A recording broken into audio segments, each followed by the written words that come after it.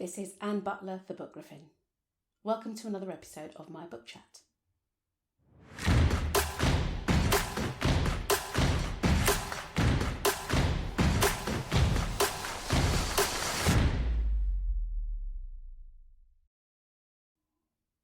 I've been a fan of thrillers for as long as I've been a fan of fiction. There are subgenres within thrillers. Often we overlook these as we're just lost in the story. For example, Western thrillers, as in stories with a puzzle to solve, but with cowboys. Or supernatural thrillers where a ghost might be instrumental in solving a mystery. Or the romance thriller, which it won't surprise you to know is what this episode is about. Linda Howard is one of those authors who's adept at weaving a strong story that isn't broken by a relationship developing between the protagonists. Cry No More, a story about people trafficking, is one of my favourites in the genre of thriller romance.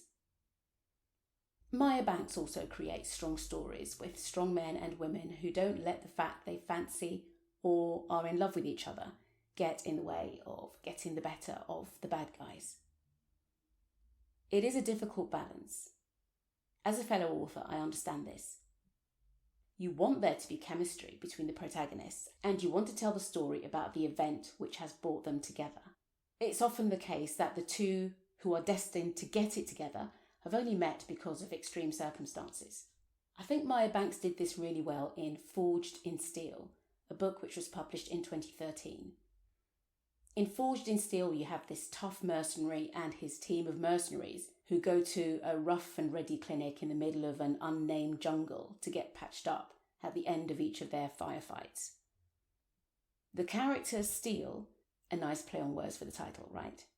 Steele plays it cool, but deep down he really likes the no-nonsense persona of the doctor who administers to his team. When he's the one who gets injured, sparks fly in the course of her treating him.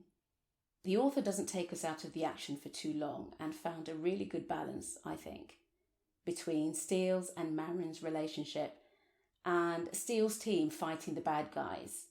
It's a good example of this type of writing.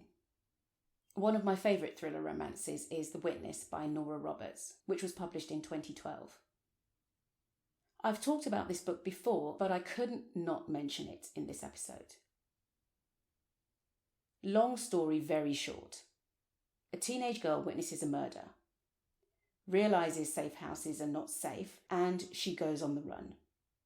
She's brain the size of a planet intelligent, and because of this she manages to stay one step ahead of the mobsters and their hitters.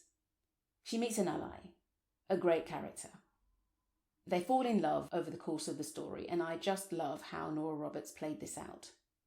As you can guess, I've read lots of thriller romances. I have to say though, maybe 40% of the ones I've read fell short in terms of execution, in my opinion. Why do I say this? Well, the times where I feel it felt short is when the author spent too little time on the drama and the suspense of the main genre. It's a thriller, right? And too much time on forcing a romance into the mix. This often results in a weak story. But my opinion doesn't really matter because so many of the books that I can just about rate 2 stars for this reason receive thousands of 3 or 4 or 5-star ratings.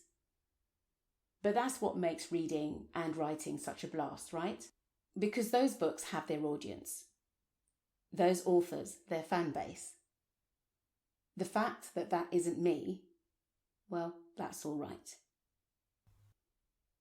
I'm Anne Butler, the Book Griffin. If you enjoyed listening, please hit the like button and subscribe to receive notification of new episodes. If you would like me to feature one of your titles or a genre that you write for, do drop me a line in the comments. Until next time.